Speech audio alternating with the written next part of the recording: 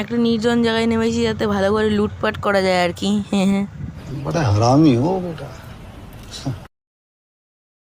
লুটপাট করে কয়েকটাকে কেলাতে যাচ্ছি।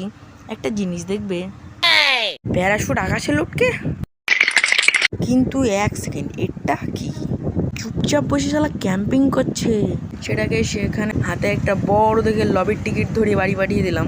কিন্তু ফিরে এসে আমি একই দেখছি, আমার জিনিস অন্য কেউ চুরি করছে।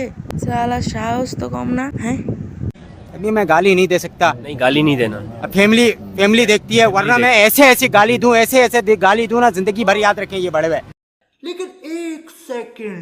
ये सुंदर कन्या यहाँ पर कहाँ से आई? সামনে একটা মেয়ে দেখে একটু ফ্রেন্ডশিপ করছিলাম আর কি, কিন্তু गजब बेइज्जती है। কোনো এক মুনি ঋষি ঠিকই বলেছিল, মেয়েদের মন বোঝা আর জিলিপির প্যাচ খোঁজা দুটোই একই ব্যাপার।